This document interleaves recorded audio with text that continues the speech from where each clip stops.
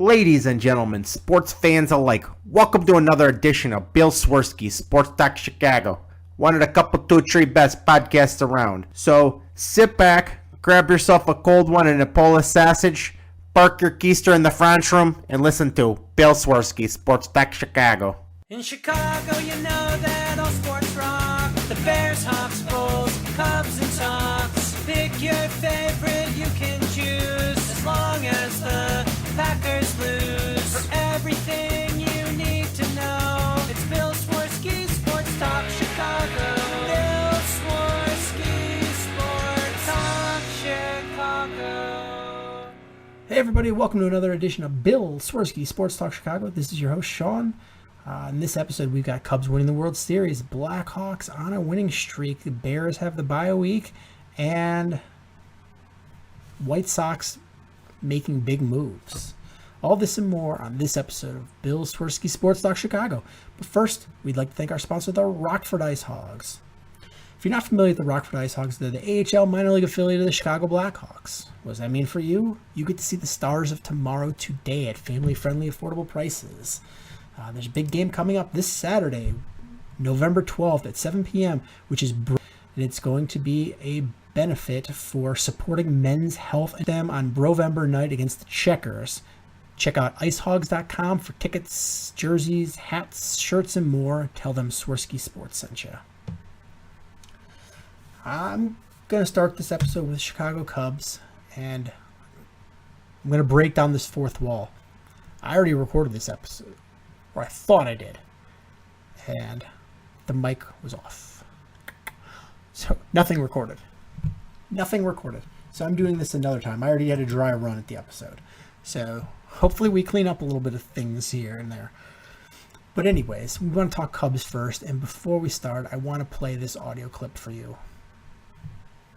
Sure as God made green apples, someday the Chicago Cubs are going to be in the World Series. And maybe sooner than we think.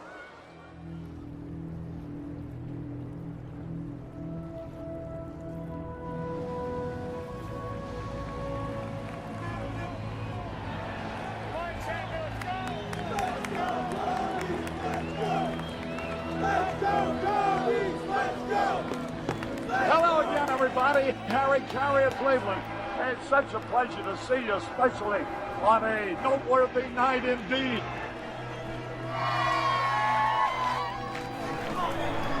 The Cubs 3 outs away from winning.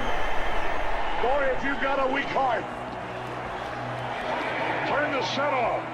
Come on, boy. The rest of you stay with us. The crowd quiet. Now ready. The pitch. Bouncing ball. There's a throw. He is out. Cubs win. Yeah! Cubs win. Cubs are the champion. The Cubs are the champion. Look at that mob scene. Holy cow. You talk about a mass of happy humanity. How about them Cubbies? Now our lives are complete. The Cubs are number one. The impossible is possible. The unbelievable is believable. This is Harry Carey. So long, everybody.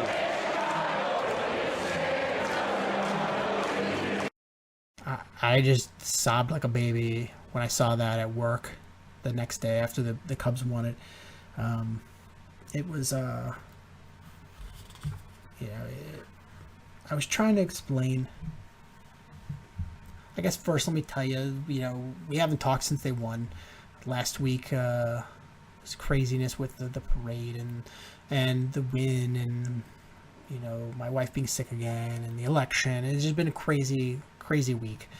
So I'm a little late with the recording, but I just want to talk a little bit about the experience of watching them win before I get into a little bit more about the offseason and some of that last game, the game 7.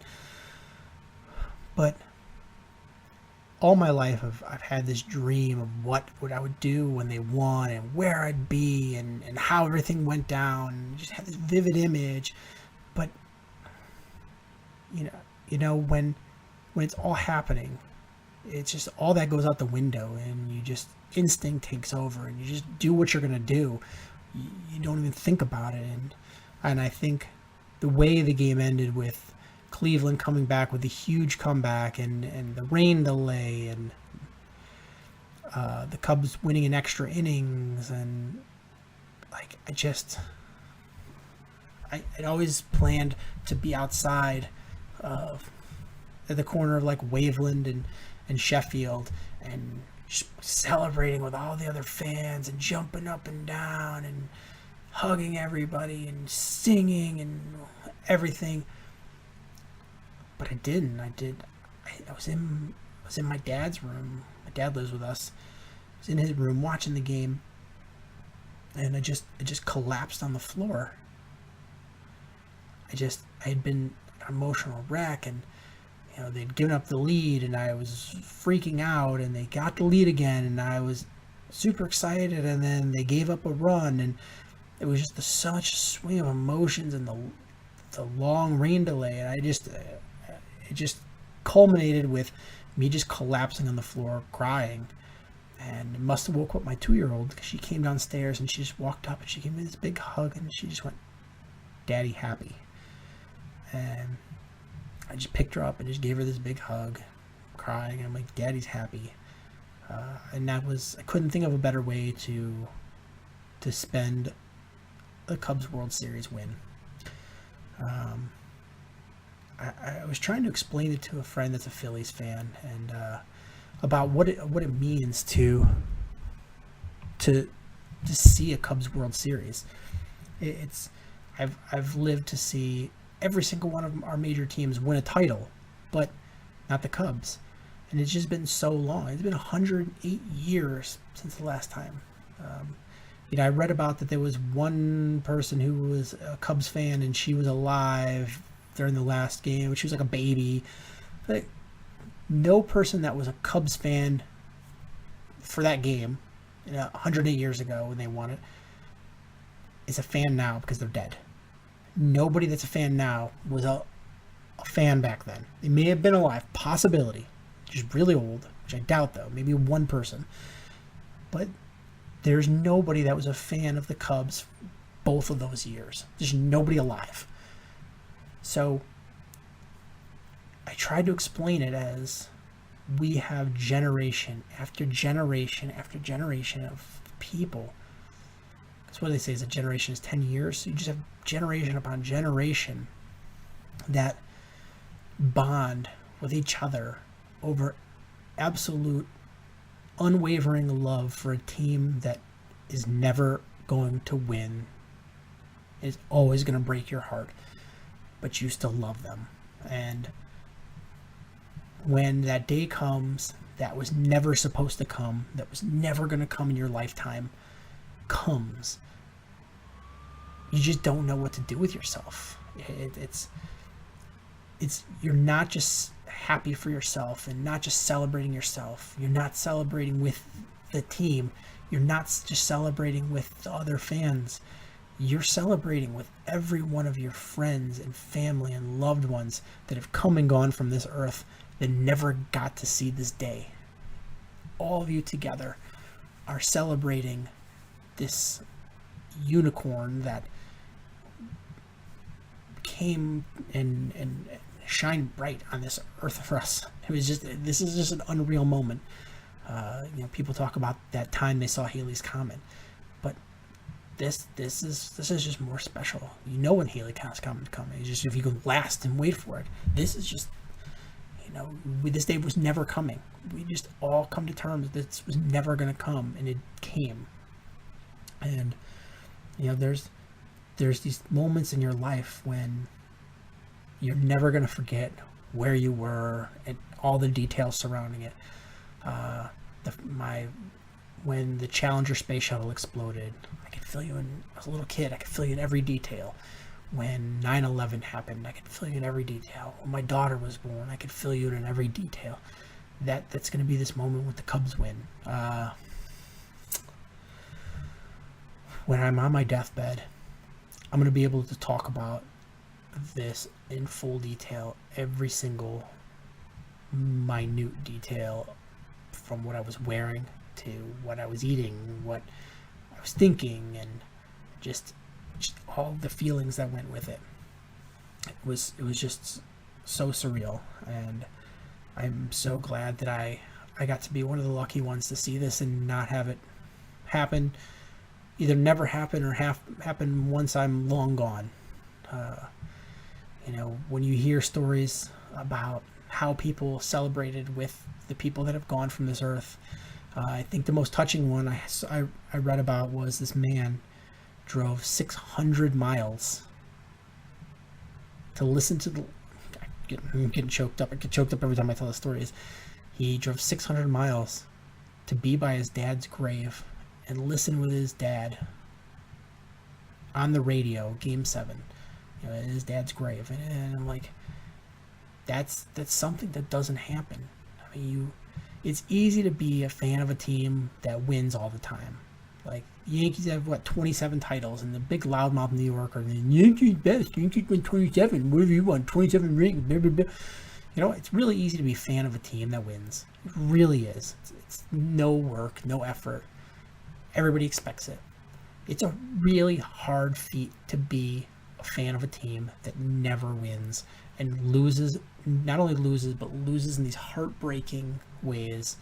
And everyone talks this curse or that curse for other teams, but the Cubs just had these awful curses. And every time that there was an opportunity to win, something crazy happened that they lose. Some crazy circumstance. And it almost happened again this year. This year was almost the curse of Joe Madden forgetting how to manage. He'd been so great during the regular season and helping them break this mold of being the lovable loser. But come the playoffs, he just wasn't that good of a manager. I mean, he had some moments here and there where one game where he outmanaged Bruce Bochy, another game where he outmanaged Dave Roberts. But when he got to the World Series, he was just completely overmatched by Terry Francona. And don't get me wrong, Terry Francona's a great manager, but this was an Indians team that was completely depleted. It was their best hitter was out. Two of their best three pitchers were out. They're basically riding Corey Kluber for 3 games and Bauer for 2. That's you can't just, and Andrew Miller for the rest. They were running on empty, and but still at every chance he could, Joe Madden was so nervous that he was making terrible mistakes, like not leaving in Jake Arrieta for at least one batter, if not one more inning. Overusing Aroldis Chapman to the point where he's just blowing games. Basically saying, I'm absolutely not going to bring in John Lester in relief in Game 7 in a dirty inning. Well, a dirty inning is one where there's runners on base. And what he do is, after a really awful call that on a 3-2 pitch that should have been a strikeout in the inning, with Kyle Hendricks absolutely rolling, they gave him the hook, and John Lester comes in and gives up 2 runs on a wild pitch. They basically handed 2 runs to the Indians and gave them life because Joe Madden got so nervous about what Terry Francona was going to do that he just didn't leave Kyle Hendricks in, when they couldn't figure out Kyle Hendricks at all. Just couldn't figure him out. He could have steamrolled that run plus, or that one more out, plus probably another inning or 2. And you would have had to, then you could have just come in with John Lester and closed that game out and not even had to pitch a Aroldis Chapman. But instead, then you put a Aroldis Chapman in. He's not throwing strikes. He's giving up hits. He's got nothing on his fastball. And they tie up the game. And luckily they won. They pulled it out in spite of Joe Madden, not because of him. And that 17-minute rain delay was an absolute blessing for the Chicago Cubs, because if they wouldn't have, that momentum was real, and that momentum was with the Indians. And the Cubs they regrouped, they regathered, they got their composure, they came out and they won that game in the 10th inning. And listening to Joe Buck call that last out is you make it seem like, oh my, this is a tough play. I don't know if he's going to be able to do it. This could be trouble. And Chris Bryant, when you watch the play, is smirking ear to ear as soon as he sees that ball, because he knows this is the out. He knows it. As soon as he picks it up, he lets it go and he falls to the ground because he knows it's at the out. The Cubs have won the World Series. And although they were the best team in the regular season and they won the World Series, this team actually has room to get better. Just think about it, is during the offseason, your young players have got another year under their belt. They're going to be able to come back, work during the offseason and get better. They're not even in their prime, not even close to being in their prime, some of them. Maya's not in his prime.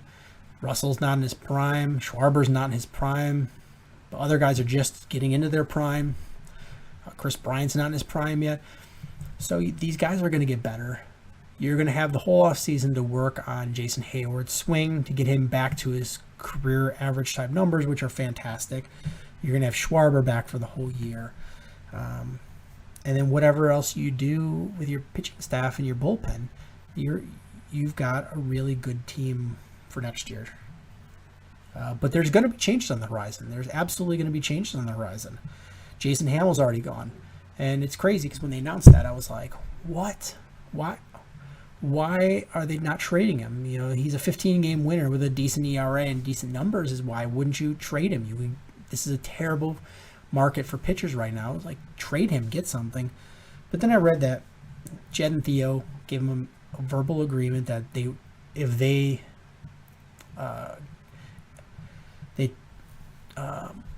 had the team option and they opted to keep him for 2017, that they weren't going to do so and then trade him. So they decided to let him go, and it's a really good deal for Jason Hamill, because although you're leaving the Cubs and leaving a team that you've spent a lot of time with, is you are going to be on the market for a really dry pitching market, and somebody's going to pay you a lot of money. Probably not to be a back-end starter. It's probably going to be a team bridging the gap until they can get better. That's a rebuilding team. They're probably going to pay you top-line money to be a top-line starter because you've got decent stuff. So he's going to get good money, and he's going to owe it to the Cubs, giving them that favor. Miguel Montero was bitching and moaning after the World Series about how he didn't play enough. But he's coming off a back injury, and he's not swinging the bat that well. Granted, he had that grand slam, but he was not swinging the bat that well. I think he was batting 100 in the postseason, and the Indians were running a lot, so you needed a better bat with Wilson Contreras that was more likely to get runs, and you needed the better arm with Wilson Contreras to try to throw out runners, which he did, and he kept runners at bay with his arm. So Miguel Montero makes a lot of money. He's made a lot of money in this league. He's an older guy. Just accept the World Series and move on. But he complained, and I think he's just going to get moved. I don't think he's going to be with the team next year. Dexter Fowler opted out of his contract, which everybody expected, and the Cubs tendered him. So if he goes anywhere, the Cubs are going to get a draft pick from that team. And I think there is going to be the room for him to come back, possibly, but it's just going to depend on what the market for Dexter Fowler is and how high teams go, and if the Cubs can squeeze him in somehow with some sort of budget. Travis Wood is a free agent. Aroldis Chapman is a free agent, and I don't think he's going to be back because the numbers that he wants a $100 million contract, and for a closer, I just don't see that value. David Ross retired. The Cubs are going to be looking for controllable pitching arms. That's their vision. Is they want to win right now, but they want to win in the future as well. So what they're trying to do is find arms that are controllable that they can have for the next few years, so they can really establish a dynasty, not just have to pay Jake Arrieta $30 million a year when he's in his 30s. So that's going to be interesting to see how the Cubs go about that, because what they have in the minors as far as pitching is really early on, and they're not ready for the major leagues yet. So you've got a few years on them. So can the Cubs use some of their hitting bait, what they have in the minors, and even some of the major league talent like Jorge Soler or Albert Almora? Can they move some of those pieces to bring in controllable arms? What are the Cubs going to do is for closer situation? Hector Rondon had done a pretty good job the last couple seasons, but when Aroldis Chapman came in, he accepted his role as the setup man and did well until he got injured, and then just didn't look good in the playoffs. And when you listen to Jed and Theo talk, it really seems like he's just out of the picture, and there's no chance of him being your closer, which is curious if the injury is much more severe than we thought, or what the deal is. But there's something going on with Hector Rondon and the Cubs organization that we have to keep an eye on. But they're looking, instead of looking to spend big money on it, and I know a lot of people have tweeted at me about, they should bring back Aroldis Chapman, they should sign Kenley Jansen from the Dodgers. But I just don't see the Cubs looking to spend huge money on a closer spot long term. They are looking for somebody like an Andrew Miller that was previously a failed starter that they converted into a bullpen arm that just thrived in that position. And they are looking for somebody like that where it's going to be a lower cost option that they're not going to be married to for long-term big money. Because even though the Cubs are a big team and they just won the World Series, that new TV money is not going to kick in for them for another, until 2018. I think 2018 or 2019. So they've got a couple more years of not having the huge TV money. So I don't know how much higher they're going to want to go in their salary cap situation. So it's going to be an interesting time for the Cubs, and I'm excited to see where they go. The White Sox, I was not going to talk about them, but General Manager Rick Hahn had an interesting comment from the GM meeting this week. He said, I don't have the audio of it, so I'm going to read the quote. "We have taken the approach for a number of years that we were focused on short-term success. I realize a better position for the long term is a more prudent path." So what that screams to me is the White Sox are the R word, rebuilding. Now that we've known that for the last couple of years, they've sort of been trying to rebuild on the fly, more like a retooling. And it just hasn't worked out the way they wanted to. So now the big question is, are they going to do a slight rebuild where they get rid of their older pieces that are on the ends of their contracts and keep some of their guys in their prime and try to add on that way? Or are they just going to completely tear it all down and start from scratch? The difference will be, are they going to trade just like guys like Jose Abreu, Dave Robertson, and Melky Cabrera, who are towards the end of their contracts or are higher price guys? Or are they going to sell those guys plus James Shields, and the two biggest cogs in this whole free agency or in this whole offseason market are going to be what they do with Sale and Quintana. They're two front-end starters, legitimate front-end starters. Like, they're legit 1 and 2 in this league. And especially when there's a market with no starting pitching on the free agency. So if you make Sale and Quintana available, all bets are off, and you're the only game in town. It's going to be how much do you want, and nobody else is going to be able to out or underbid you or undercut you. So it's the White Sox are going to be able to turn this whole off season on its ear if they want to. It's just going to depend on, and I guarantee you that Rick Hahn is listening to things and listening to offers. It's going to be whether or not he has the authority to pull the trigger, if he's got to go up to Kenny or if he's got to go up to Jerry and get that approval. But he's listening to offers. I can guarantee you that. It's just going to be whether or not you have the ability to move somebody. And don't be surprised if somebody comes in and just gives the farm to get both of them. Anything's possible. And the White Sox are going to be they're going to be interesting in the offseason to watch. And not to go back to the Cubs too much, but there's one thing that I wanted to mention that I completely forgot about is, even though I look for the Cubs to try to make some smaller moves and pick up guys here and there that I think are going to be important cog pieces going forward, but I don't think they're going to make any big splashes. But if the season were to start today, this is the team that they would field. You'd have Contreras at catcher, Rizzo at first, Baez at second, Russell at short, Chris Bryant at third, Schwarber in left, Hayward in center, and Zobrist in right. And your rotation would be Lester, Hendricks, Arrieta, Lackey, and Montgomery. So you could field a pretty good team right now without adding anybody. And I think there's going to be flexibility to add a little bit here and there. So we shall see. The last two things I want to touch on are the Bears and the Blackhawks. The Chicago Bears had a bye week this week, so there's no wins, no loss, nothing major going on. But as they sit coming out of the bye, they're 2-6.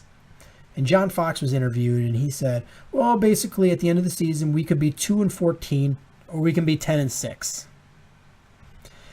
I stopped for a second, and I was like, those are the options? You got 8 games left. What are the odds that you either go 0-8 or 8-0? I think those options are slim for either one. Probably much closer, higher odds of being 0-8, but I don't think they're going 0-8.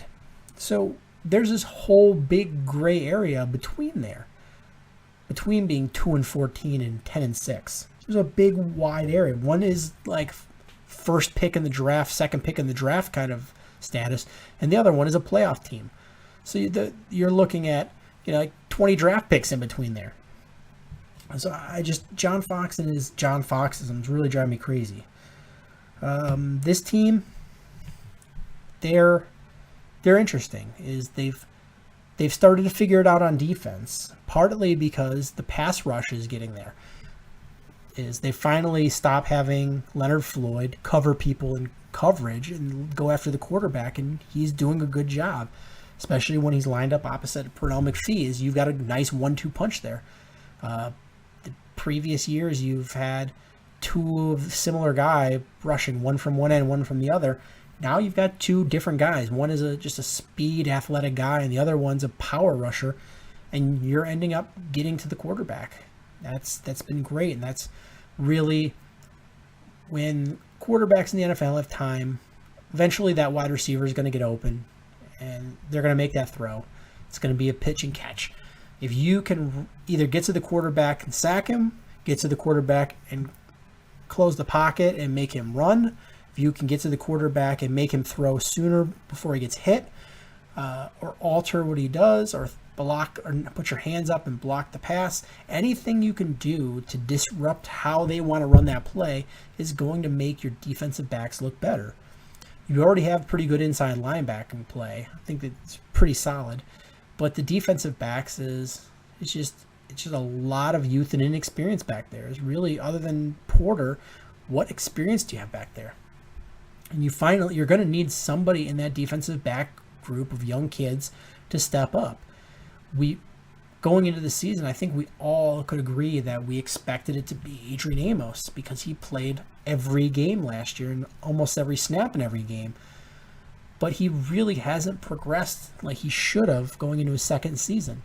There's been plays where he looks good, but I think for the most part he's late on plays. He's done misreads. He just hasn't looked that good. And I know there's listeners that listen to the show that are going to lambaste me for my opinion on Adrian Amos. But I honestly think he's not a good student of the game. I think he needs to be better about his football IQ and knowing where he's supposed to be and actually getting there. I don't think it's the physical tools. I think it's the mental tools. And he needs to be better about where he's supposed to be to make this team better. If you could get him to where he should be, that makes it a lot easier to get where you need to be as far as your defensive backs because you have a lot less holes to fill. I think Hall, when he comes back from injury, is going to be pretty decent going forward. He's getting better and better. You're finally starting to get some guys off of injuries. You've got Eddie Goldman, who's coming back. You've had Jonathan Bullard, who was your 3rd or 4th round pick out of Florida. He's starting to play much better every week. So if you finally pair him with Eddie Goldman, I think the running game they're gonna stop the running game much better. And then now that you're getting to the quarterback, I think the Bears defense is looking fairly good. Much more like what we expected all season. It's finally starting to get to form. Now the offense has a lot of talent on it, but we need the O-line to play better. And they played pretty well last week against a tough Vikings defense. And I think with Josh Sitton and Kyle Long coming back, you looked for that line to get even better and better. But we need the offensive line to step up and play hard. We need Jordan Howard to be running hard and playing well. He can't take games off. For the most part, he's been pretty good, but he's had a hiccup here and hiccup there. But when offensive line looks good and Jordan Howard looks good, this team can move up and down the field. You saw that with Brian Hoyer in there. It's a lot of yards in passing, a lot of yards in rushing, a lot of total offense, but it's all been between the 20s, not moving the ball in the red zone. And I think that's really where Jay Cutler comes in. And this team is ultimately, on offense, going to live and die by Jay Cutler, because you need him to be able to thread the ball and get it touchdowns. You need him to be able to make tough throws, and he has a better ability, more athletic, faster than Brian Hoyer, and he can run the ball if need be. He's a much better option for the Bears in the red zone, and they're going to live and die with Jay. If he can limit his turnovers, this Bears team can limit its number of penalties, especially pre-snap penalties and penalties at key moments that kill drives or extend drives for the other team. If they can limit those, they've got a real chance of winning some games in the second half. And this first game that they have after their bye is against Tampa Bay Bucks, who are a completely beatable team. So the Bears, if they can play a clean game, it doesn't shock me at all that they win this game. But they're going to need to get pressure on. They're going to have to win the turnover battle, which is completely possible because the Tampa Bay Buccaneers quarterback is a turnover machine. And if the Bears can get pressure on him, you hope their defensive backs can do their jobs. So we shall see come Sunday. So it's a normal noon Sunday game. And then finally, I want to talk a little bit about the Blackhawks. They are on a hot streak, 6 games in a row they've won. They haven't lost since October 24th game to Calgary. But it's been an interesting season so far, and a lot of things that I didn't expect to see. And I know that this is a lot of new faces on this team, but this team is a very uncharacteristic Blackhawks team. You finally saw, they split Kane from that top line and moved Hossa down to the second line to try to generate some more offense with the Taves line. And you saw it for a little bit, but that was when Richard Panik was on this hot scoring streak, and which was just an anomaly because Richard Panik is not that good of a player. He's all right. He's an all right player, but he's not this elite guy scoring all these goals. It was just kind of a fluky thing. But now that Panik is sort of gone through a rut, even with the Taves and Kane being on that top line, you're still not getting what you need from an offensive production. So the Blackhawks finally switched it out, moved Panik down to the bottom 6, and they moved Nick Schmaltz up to that top line to be on the other side of Taves from Kane. And his skill and his his speed and his skill, like, they match much better with that top line than Panik does. So in the limited amount of time we've seen him, it's looked good so far, so we shall see. You've got that second line, for the most part, playing really well, which is Panarin, Anisimov, and Hossa, so you continue to see them do well. And they've been the most consistent thing on this team this year is their ability to be productive in the offensive zone. And you've seen a lot of good things with them. I think Hossa, although not quite as scoring dynamic as as having Kane down there. I think having Host on that line is added another element of, made them a little more well-rounded in that second line. You're seeing Kempney, the defenseman, playing very well. You're seeing Brian Campbell playing very well, especially when he's paired up with Duncan Keith. Been a real surprise and great to see that from Soupy. You're seeing Nick Hjalmarsson not play very well, and it's uncharacteristic because we're so used to seeing Hjalmarsson play well and be a huge cog as far as the blue liners for this team, and he's just not been playing that well. Just doesn't look like the same guy. I don't know if there's any sort of nagging injuries, or he's just tired, or if he's Father Time is catching up, or what the deal is, but we're not seeing Nick Hjalmarsson play very well this year. And finally, the biggest thing we've seen with this team from the beginning of the season is the ability to finally kill power plays. The penalty kill was abysmal for most of the season, and it was scary bad. And if you watch, they're playing much more aggressively on the penalty kill, and it's really been advantageous for them, and they're ultimately killing them. Before, you'd see a lot of passive play where they would play diamond shape closer to the goal, let them pass, the other team pass the puck around the top of the, towards the blue line, pass it, clean passes. And now the Blackhawks are sending somebody up to really challenge the person with the puck, so they don't have a free lane to pass. So the Blackhawks keeping their sticks in the lane. They're forcing them to be hurried passes, under pressure, and that's really what they're doing to try to disrupt these plays. And if you watch replays or stills of this, you can completely see this is what they're doing as far as being aggressive. So that's been great to see. And so now they're turning things around, and they're really starting to play better. But I think ultimately, if they want to go deep in the playoffs, Corey Crawford's going to have to keep being one of the best goalies in hockey, which he's done so far. And you're going to need Nick Hjalmarsson to really step up. And that's going to do it for this episode of Bill Swerski's Sports Talk Chicago. Thank you guys so much for listening. If you guys want to get in touch with the show, have questions, comments, concerns, hit us up on any of our social media, Twitter @Swerski Sports, Facebook.com/Swerski Sports, SwerskiSports.com. Please subscribe on whatever media you're listening on via iTunes, Stitcher, YouTube. Leave comments, pass it on to your friends. Thank you guys so much for listening, and until next time, bear down. Cubs win! What a lucky break! The good Lord wants the Cubs to win! We thank Ditka and God for all they have provided. Cubs win! Cubs win! Cubs win! Oh, I don't want her. You can have her. She's a Packer fan. She can't fit in my van. And she looks like number New Yorkers. Smoking crack is not legal on planes. Bears 31 to -7. The Bears. Oh, when the Bears go bearing down.